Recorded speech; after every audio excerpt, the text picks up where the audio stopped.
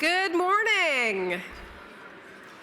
If you could find your table and take your seats, we'll get started. Wow, this is one of the most well-behaved crowds for all of the people in this room. It's like we get started and you quiet down right away. You're amazing. Thank you. I appreciate that. I know there's a few people trickling in, but we have a great program here for you this morning, so we'll get started. My name is Margo Myers, and I am happy, thank you. I am happy to welcome you to the 30th annual Be Loud Breakfast. 30 years, can you believe it? Well done, KSARC. In my many years of hosting this event, and I kind of lose track, I can't remember if this is year 17 or 18, it's been a long time, but I have to tell you, I have seen incredible change, and I know that a lot of you have seen it too. In fact, it really has been a historic year since we last gathered here at this time. Sexual assault has really now become part of the national dialogue, and today we hope to move history forward with our voices, our participation, and with our giving. So let's start this sold-out event with a big welcome. I noticed that some of you have stickers saying that you've been to many Be Loud breakfasts before. To you, I say, welcome back. We are glad you are here. Some of you have stickers showing that it is your very first breakfast, and to you I say, welcome to one of the most important events that you will attend this year. And here's why. The King County Sexual Assault Resource Center, KSARC, is a nonprofit organization that stands right on the very front lines with victims of sexual assault and is dedicated to helping survivors heal and find their voice. So welcome all of you to Team KSARC this year, because here's what we do. KSARC has an expert team of therapists treating children and adults with trauma-focused therapy, legal advocates who support clients in 90% of the special assault cases in King County, family services that recognize no trauma occurs in a silo, and they educate families and communities on coping and supporting their families' healing. All of those client services that I just described are also available for Spanish speakers. KSARC also offers important prevention programming, teaching students throughout the county what consent is, what it looks and sounds like. And KSARC also has a 24-hour sexual assault resource line, the only one of its kind in King County. KSARC literally changes lives. We've all seen this, and it counts on your support to do so. There are more than 1,000 of us here in the room this morning, and we are being called to action. So I congratulate you for being here, getting up early and making it to this breakfast, and I'm glad to see you here.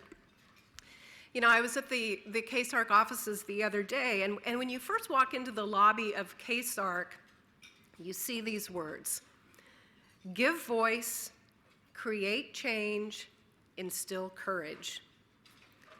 And I was just struck by that. It was like these words tell us to be loud. They explain why we are here, right? And that's what we're all here to do. We're honored to have a group of courageous Be Loud advocates share with you why they are loud in the fight against sexual violence. And know that each person is advocating for change each and every day in their own way, and that's why they're here today, our advocates.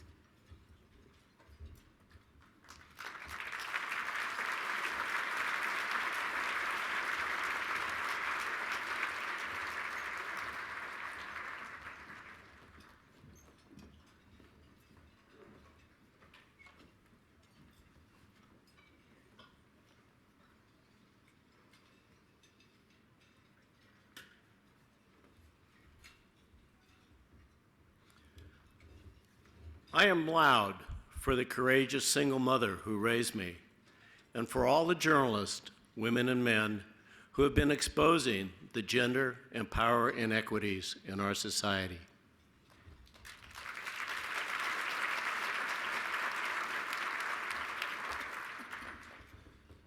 I am loud to help create a community of support. Anyone and everyone can be an advocate and change the life of a survivor.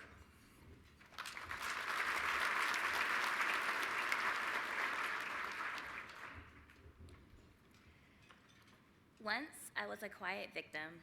Then I was a silent survivor. Now I'm an overcomer. I am loud so that others are encouraged to find their own voices and become overcomers too.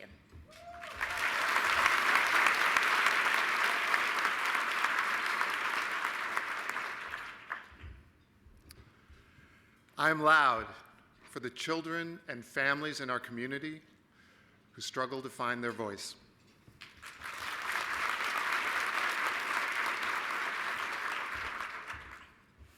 I am loud because when I first shared my story, I realized I was not alone. I'm loud because when I heard their stories of feeling shame, terror, and loneliness, I am loud for all the survivors to give them strength to be loud with me.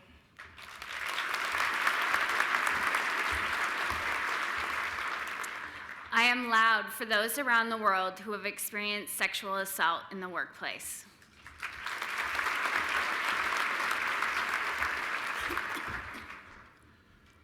Hablo fuerte por la gente más vulnerable de nuestra comunidad, especialmente las familias inmigrantes. Ellos tienen que saber que tienen voz y que hay alguien en Keysar esperando escucharlos. I am loud for the most vulnerable people in our community, especially immigrant families. They need to know that they have a voice, and there is someone at Keysar who is waiting to hear them.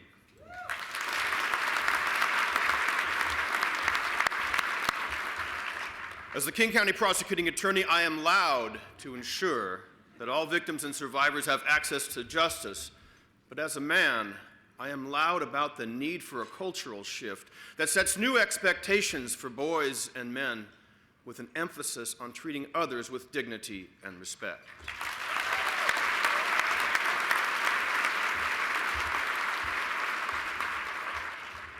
I am loud for those who have been coerced into silence, for people who have silently suffered abuse in exchange for work, for shelter, and for food. I am loud so they and the world can hear no more.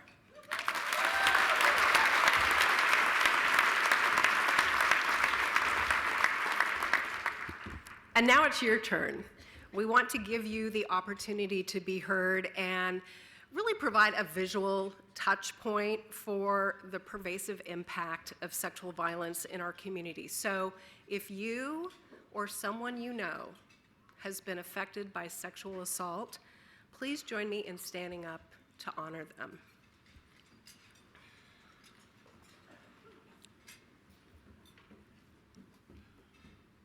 Take a moment to just look around this room. There are more than 1,000 people in this room, and look at all of you standing. We're all impacted by this in our community, each and every day in our own way. So thank you. Thank you for standing. Thank you for being courageous enough to stand. You can take your seats. Thank you. And thank you to our advocates as well this morning. Thank you for sharing and being loud.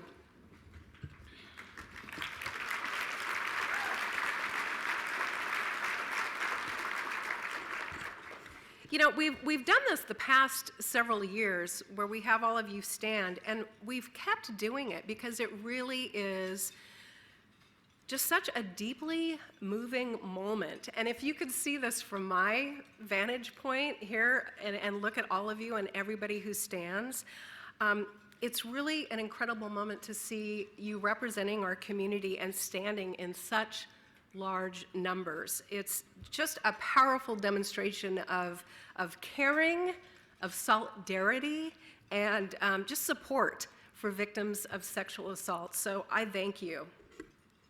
You know, we could not have gathered in this room today without the support of our many sponsors. So thank you, sponsors. You set a high standard for giving back to the community. You are investing in the possibility of creating a world without sexual violence. So we'd like to take a moment to highlight our top-level sponsors, and if you would, please hold your applause until the end. Our premier sponsor, Expeditors International. Visionary sponsors, the Archdiocese of Seattle, Kaiser Permanente, Uber, and Reland Law. Our media sponsors, Seattle Met Magazine. Our champion sponsors, Committee for Children, Lee and Lee, Schroeder Goldmark Bender, as well as Vulcan. And to the advocate and partner sponsors that you see listed here, as well as in the program, let's be loud for our sponsors. Thank you, sponsors. We appreciate you.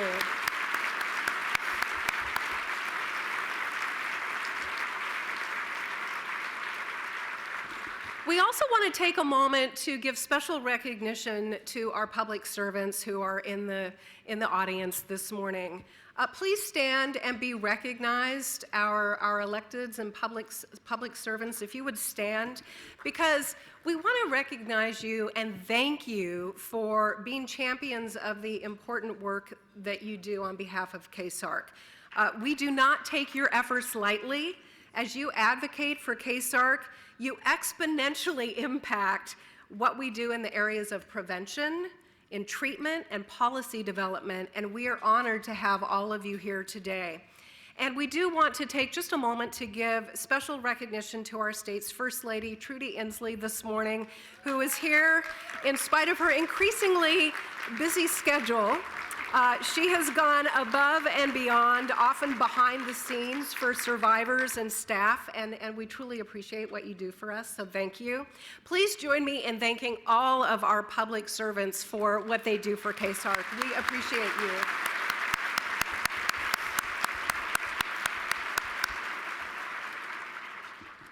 And now we want to take you inside the work of KSARC. I know these people. I know many of the people in this video, and I've seen firsthand how far they have come. And these are their stories of hope and healing.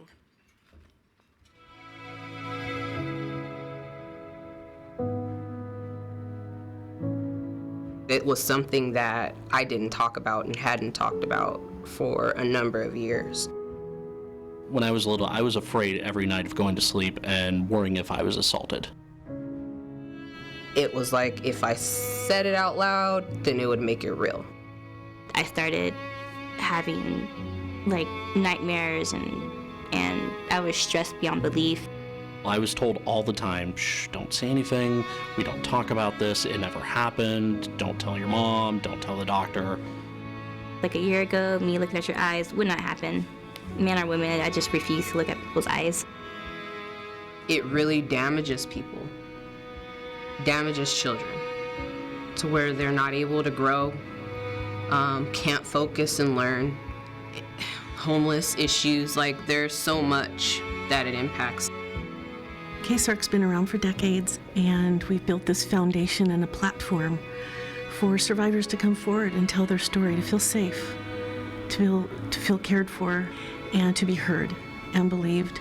So when I went to KSARC, I found a place that actually had the tools, the knowledge, the background, the specialty to be able to tackle sexual assault and not just the general depression or feelings that was associated with it. In the past, nobody wanted to speak about sexual assault. I think that a lot of these changes in our community and social media and everything regarding sexual assault, it is empowering people who have been assaulted or who are survivors to be able to feel that they're not alone, to be able to come forward and to report or to get help. Law and justice system is not an easy one to navigate. It's often very harsh and procedural, and it's not very welcoming. KSARC allows us to give people that caring component that is really needed in these types of situations. I feel very confident in referring people to the 24-hour resource line because I know that phone is always going to be answered no matter what time they call. You can actually have a say in what happens in our community by supporting an organization like KSARC, who has all of these great programs: prevention, education, legal advocacy for those members of our community who are the most vulnerable. This is an organization to support. This is an organization that makes a difference. This is an organization that needs your help. For so many people, there's a before and an after, but I think it's really important to remember that even though after is different, that doesn't mean that there's not joy and hope and vibrancy on the other side of that. People in my life, my friends, my family, they all say I'm like night and day from before and after I've been at KSARC's. With KSARC now, I'm able to have a wife, a wonderful son, and a life that I'm proud of, and I know that I can actually succeed in and thrive in. Sometimes people don't understand how I'm able to talk about what's happened to me so freely and actually have a smile on my face. I don't look at what's happened to me as a negative part of my life anymore because I've gotten help. I feel like KSARC has healed me.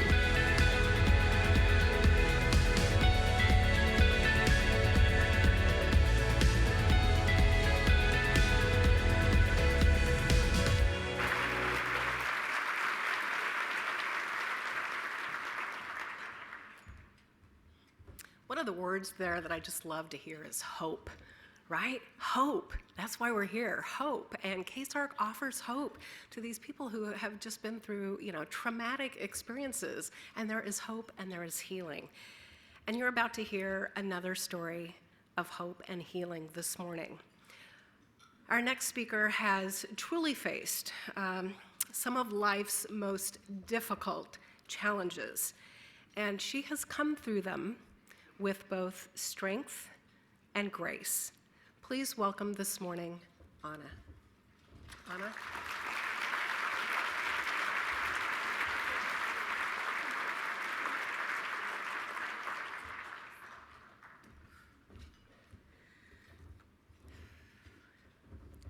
Good morning, everyone.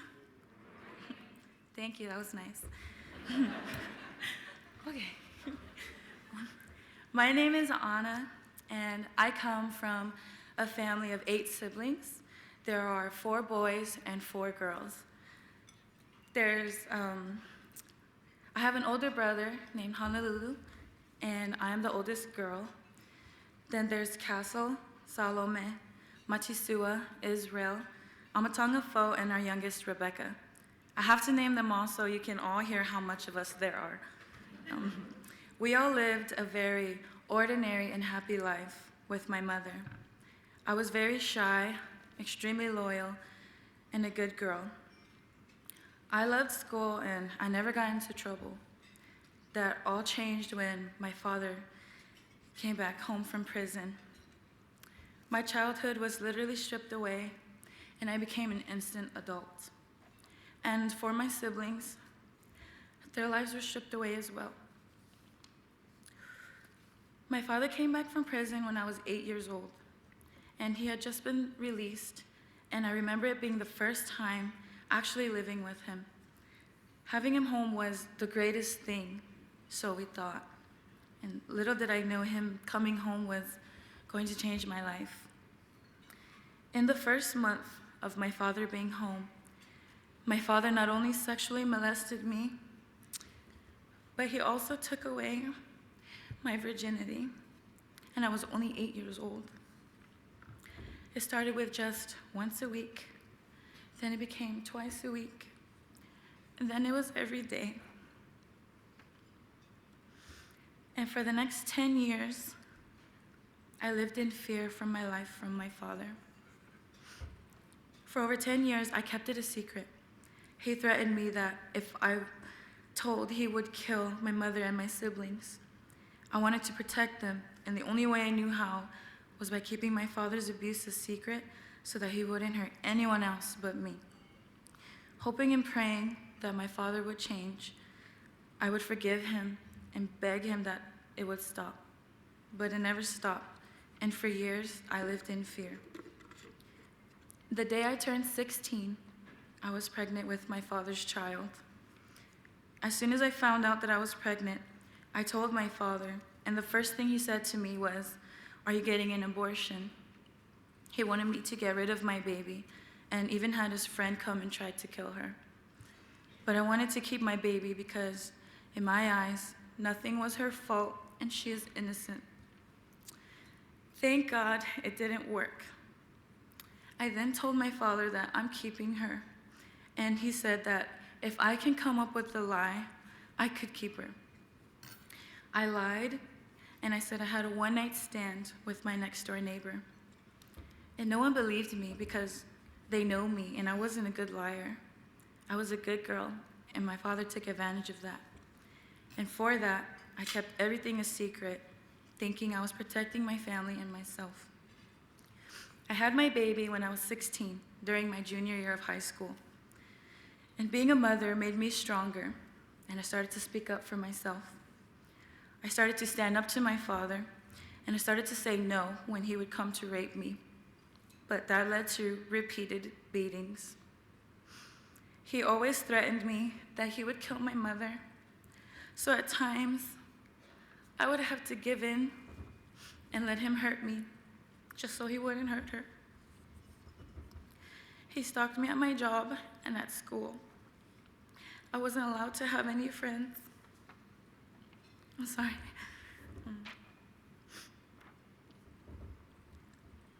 My father was very controlling, and I became suicidal. Sorry.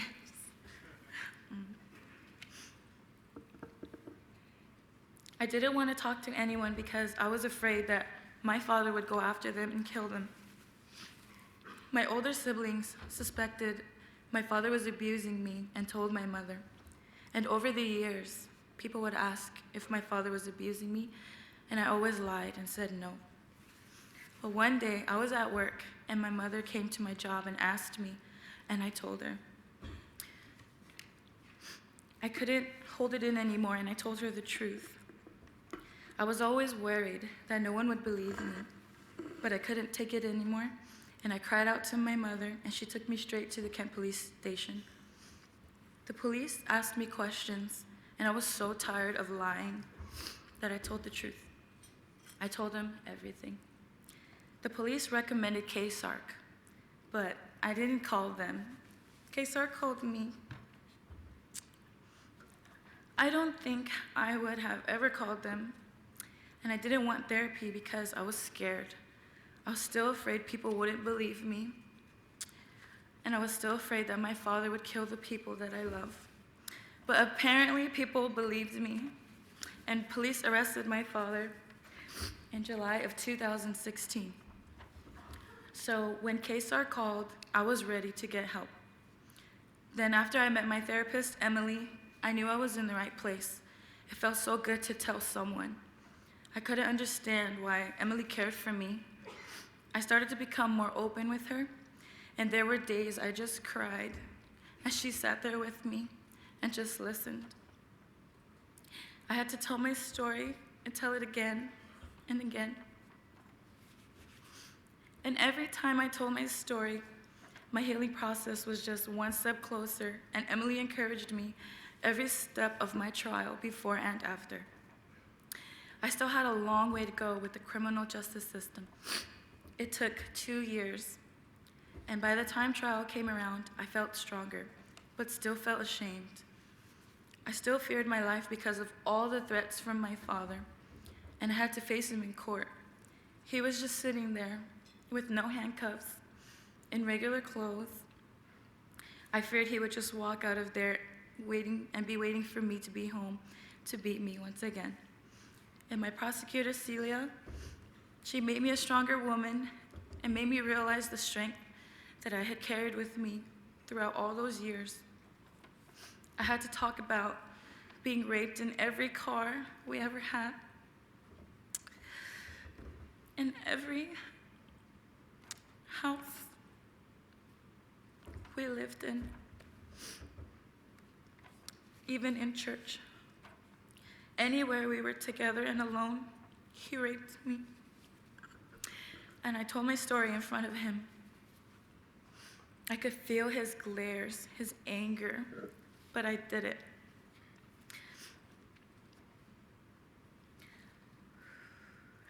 Sorry.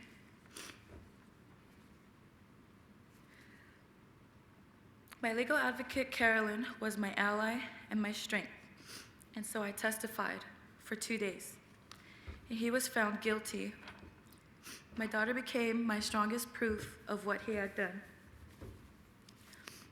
She saved not only myself, but helped my entire family become free from my father's terror. And growing up, my intention was to take this secret to my grave because I never thought I would be crying my heart out in K-Sark, nor did I think my father would be in prison. And the last thing I told my father was, "I forgive you." After 2 years of awaiting trial, my father was sentenced to life in prison with no parole. And I can finally say that I'm free now, and I actually know what normal is. Life is better, and I love my baby, and I wouldn't trade it for the world. I never thought I could be open with talking about sexual abuse. I never thought I could say those words, let alone in front of 1,000 people today. And without K-Sark, I would not have been able to speak the truth or to fully think like people my age do. My therapist, Emily, for over 2 years, you've taught me what normal is. You literally went into depth and explained to me that it wasn't my fault and I was a complete stranger, yet you cared so much about me and my pain. There were many days I just came in and cried, and you comforted me, and you reminded me of my worth, and I am forever grateful to you, Emily. And today, if you are going through sexual abuse and you don't know what to do, please call K-Sark. There are people who want to help you become free. Free of pain, of shame, of guilt, of hiding a terrible secret. You deserve it because you are you. It's okay to speak up for yourself, and don't let anyone take away what belongs to you. Father is just a title. You have to live up to it.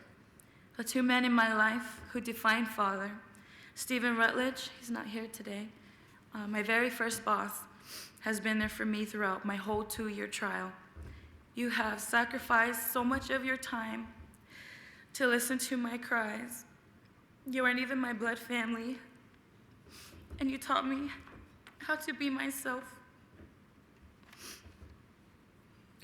You encouraged me to continue therapy when it got rough. And you changed my perspective on men. And because of you, I know that not all men are like my father. I'm so blessed to have you. And to my Uncle Henry, who has shown me, I need another tissue, who has shown me how a true father treats his kids and his unconditional love to me and my siblings. For taking us in as your own and for giving me the experience of how a father treats his daughter. I could never repay you for filling the hole in my heart caused by my father's actions. I love you so much, Uncle.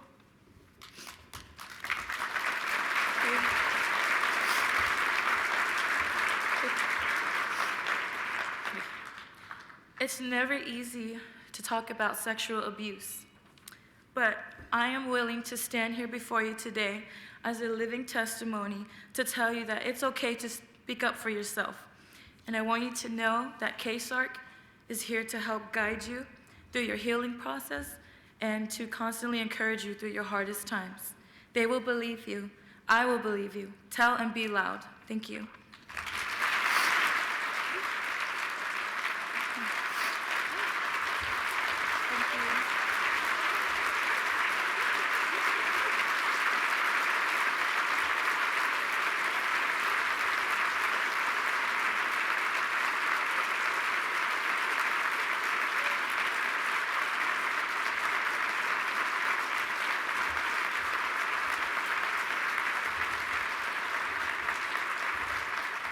I have extras. Anna, you are amazing. What an incredible story. And talk about a story of hope and healing, right? I mean, just an incredible story. And I am so excited to see what you do going forward. You are just the epitome of strength and grace, and I am grateful for you.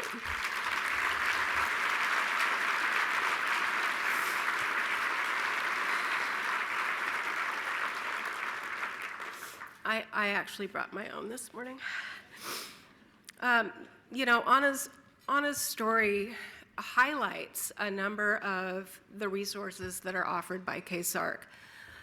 Those resources are in place, and they have continued to grow stronger over the last 40 years, primarily because of our next speaker.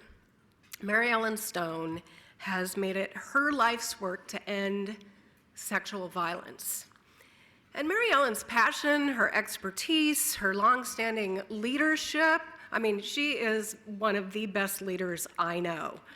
Her vision on this issue have led to just remarkable advances in the way that we all see survivors of sexual abuse. And more importantly, how they see themselves. You know, there's that before, and then there's that after.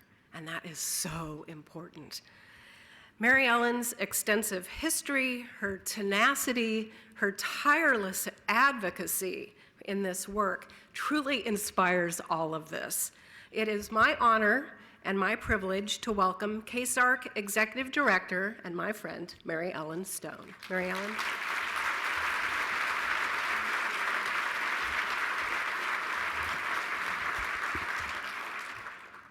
Good morning.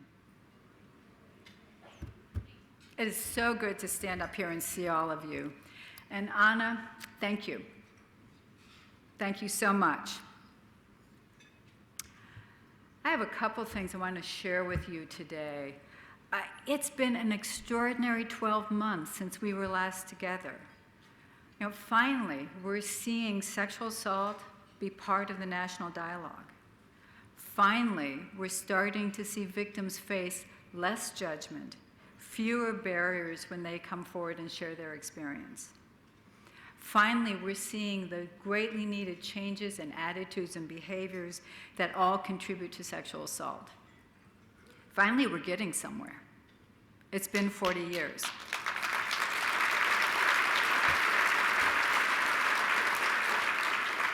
You know, one of the advantages to have done this for so long is that we get to see the changes that we've made, and it's much easier to appreciate the distance that we've traveled. And I know there are many of you in this room who have stood with us at Be Loud Breakfast for 5, 10, 15, 20, and there are some 30-year breakfast goers here. And I thank you for being with us. You know the road we've traveled. It's been challenging, but here we are. So thank you. So when I tell you it's been an extraordinary year, here's what I'm talking about. See the slide? Every time the media ran a story about sexual assault, victims and their families called us. We've had a 22% increase in services from 2017 through 2018. And it shows no sign of stopping. When our region watched Dr. Blasey Ford's testimony during the Supreme Court hearings last fall, calls to our 24-hour resource line increased by 300%. I think there's a slide that will flip to that. 300%. What has stayed with me during that period of time were calls that we got from women and men who were 70-year-olds, 80-year-olds, 90-year-olds. And for many of them, it was the first time they had ever told anybody about what happened decades ago. They called us saying, I want you to know I exist. I want my voice to be heard. And they hoped that they would be believed. We have experienced in this last year a 19% increase in the number of victims seeking justice through the criminal justice system. That means that at different points we had 1,000 people who were in some way involved with the criminal and legal system. And I have to tell you, that's unprecedented. That's unprecedented for us as an organization, and that's unprecedented for our region. That is a staggering growth. And I want to acknowledge our staff. There are a lot of staff in the room, and if you would be so good as to wave your hand, I think they have a staff badge. Our staff have stood with victims like Anna, like all the people who call us. And thank you for your compassion and your professionalism, because we could not do this without you.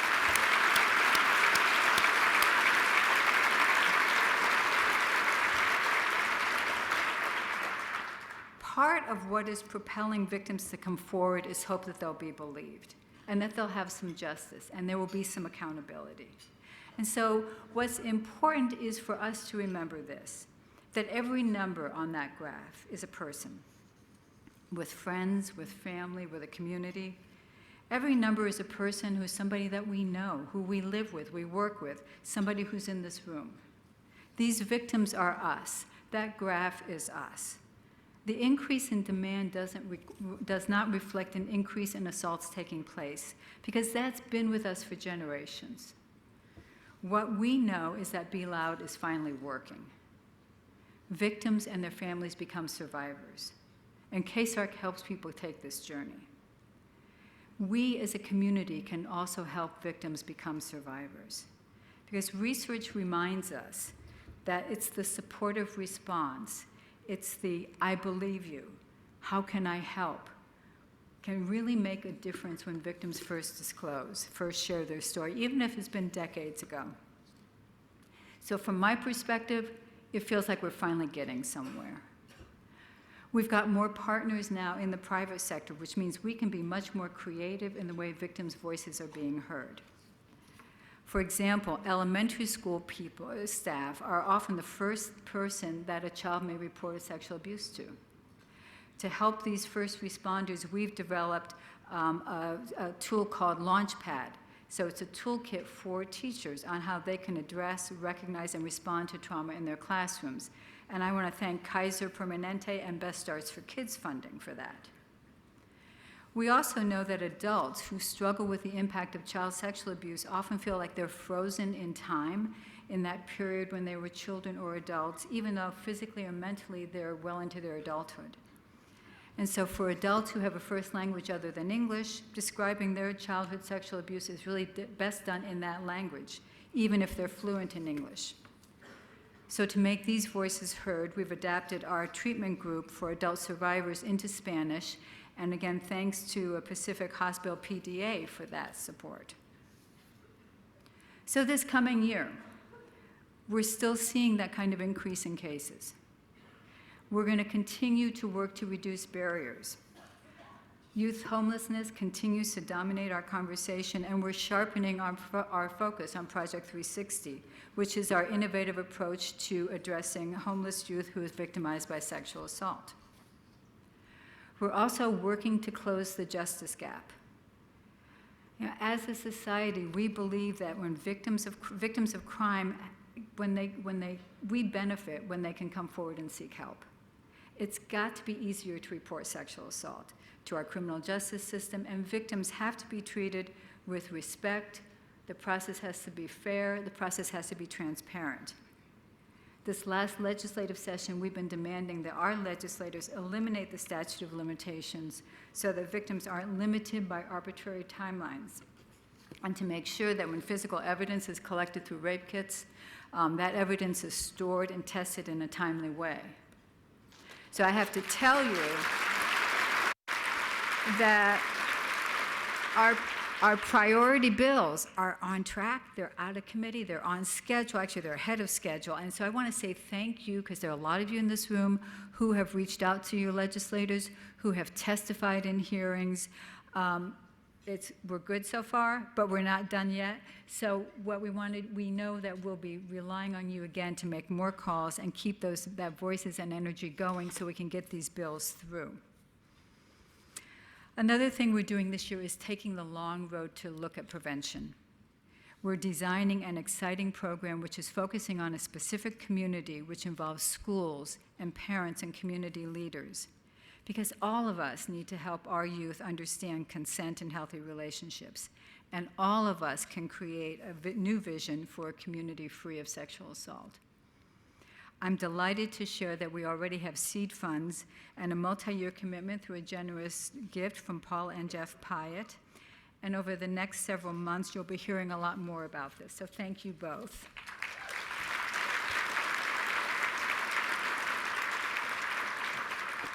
Next month is Sexual Assault Awareness Month. And from our region's 39 cities, you'll be hearing from dozens of mayors, hundreds of city council members, executives, and police chiefs proclaiming Sexual Assault Awareness Month and encouraging their citizens to be loud about sexual assault.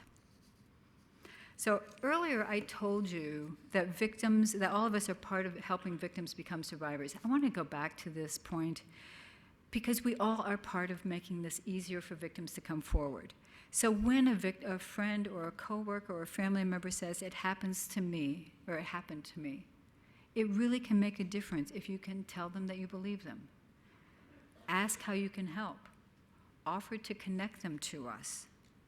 We'll send you an email by about 10 this morning, which gives you these points, gives you some links, because all of us can create a climate that encourages victims to come forward and encourages their voices to be heard. And I want to say we're ready for this. We are ready as KSARC, and we're ready because you're standing with us. We couldn't do this without you. And after 40 years, I can't tell you how grateful I am to be seeing all of you standing here with us, because it's not just us, it's all of us doing this work. I want to introduce now a friend and colleague, Dennis Higgins. Dennis is Kent City Council member, former president of the council, well-respected regional leader, a devoted father, passionate supporter of KSARC. You want to come on up?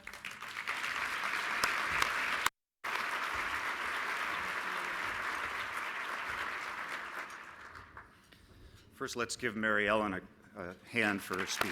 Thank you for everything that you do.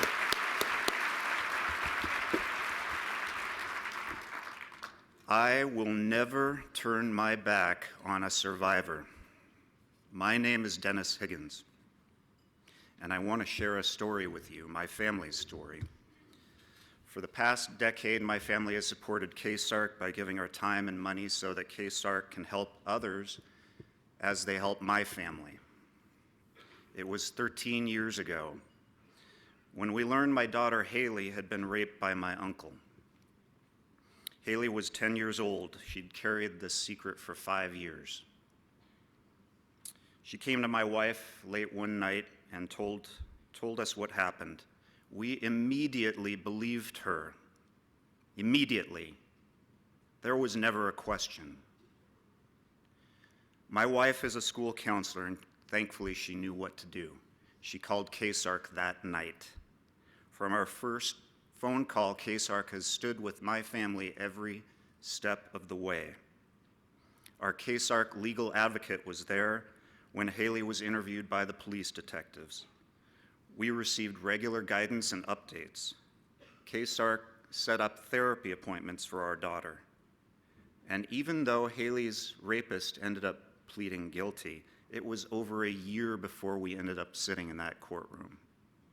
Through our entire journey, KSARC believed us, they helped Haley and my family, and justice was done.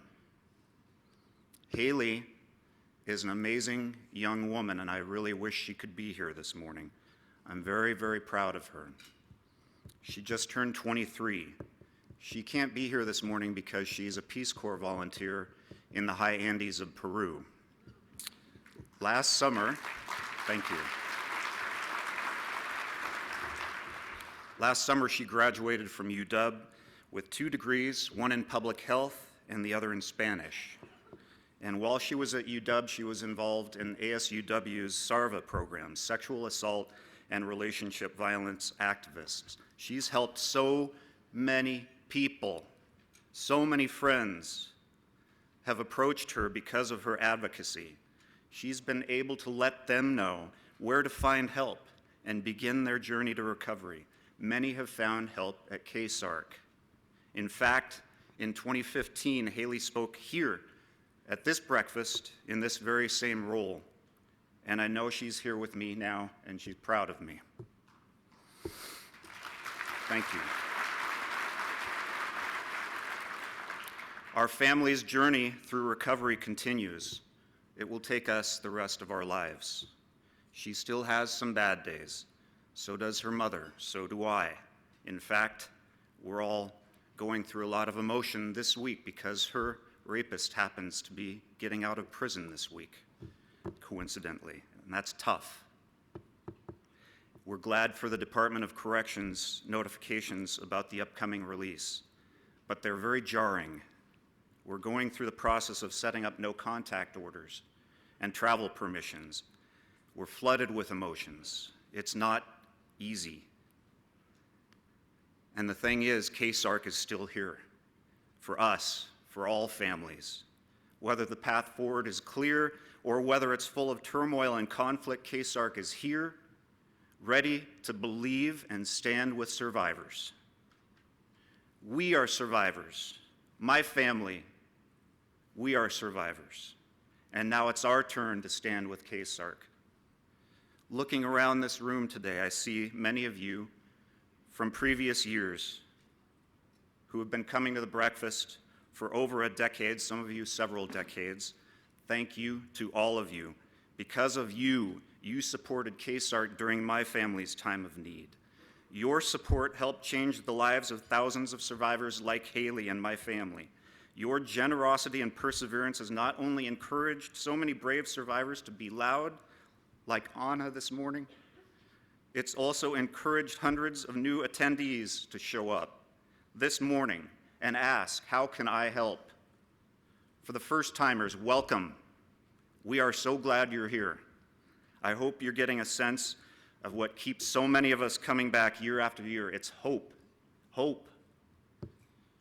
It's the recognition that what KSARC is doing and the work we're supporting is quite literally changing people's lives for the better. It's the pride that we're on a team. Our team is winning. Some of KSARC's loyal donors and past board leaders are welcoming first-time breakfast attendees to the team by matching inaugural gifts today. And so we're so proud to have you join this team. They're offering a pool of $57,800 extra dollars to match what you first-time donors will give this morning. Your presence here matters. Becoming a donor matters. Being inspired to stretch yourself matters. Please join the legacy of inspired, generous giving done by the hundreds of loyal donors in this room today. Today, whether it's your first breakfast or your 30th, it's our privilege to support KSARC. By doing so, you will be saying to a survivor, I believe you. I support you. You will not go through this alone. And when I first came up here, I said I would never turn my back on a survivor. And I'm challenging you to do the same. We heard from Mary Ellen about the incredible growing number of cases. KSARC needs our help. The increased calls to the resource line. KSARC is stretching because Be Loud is working. And I'm challenging all of us, new guests, those who have been with us from the beginning, stretch your gifts this morning. This is the time for Team KSARC to make a difference. For Haley, for my family, for all the survivors who are hurting and need our help. Let's make history today, right now, right here, this morning. Let's raise more money than has ever been raised at a KSARC breakfast before. Table captains, pass out your envelopes. This is the time. I am so filled with appreciation for each and every one of you for being here this morning, for the difference you made for me and my family, for Haley, I ask you to open your hearts and be generous. Thank you for being a member of Team KSARC.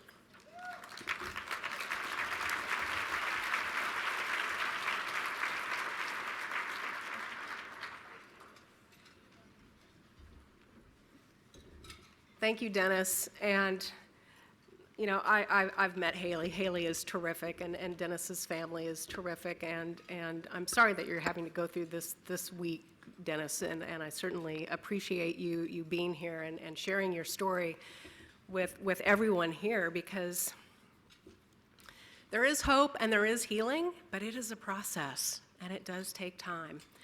So as all of you are busy writing out your checks this morning, and I encourage you to stretch as far as you can. You know, that number that maybe you came with this morning, if you can double, even triple that number, this is the time to do that. We live in an incredible time right now, and we need your treasure to continue to do, you know, the good work that's going on. As Mary Ellen said, we are making progress. There is hope. There is healing. Things are moving forward, and we want to continue to be there because we don't want to have to turn people away. Think about that. We don't want to turn people away when they need help. So this sellout breakfast is really setting the standard going forward. Your gift, your voice, your advocacy during this time of national dialogue and social change is not going unnoticed. It truly isn't. We appreciate you, we appreciate your presence, and we appreciate what you are doing for the community. Remember when you all stood this morning? Not everybody stood. Many of you did. As Mary Ellen said, victims are us. This is our community, and we're here to help. We're here to help and do what we can. So we are here to help the survivors, many who are just learning how to be loud for the first time and find their voices. So table captains, you know what to do. Collect your envelopes, and I hope you leave today with a feeling of hope, a feeling that there is progress being made, a feeling that there is healing going on, and we've got this, right? We're working on prevention programs. We've got this. So I am thrilled to have been your MC again here this morning. This is important work. It's important to me personally, and I'm happy to be here. So go out and enjoy the rest of your day, and I appreciate you. Thank you on behalf of KSARC. We hope to see you next year.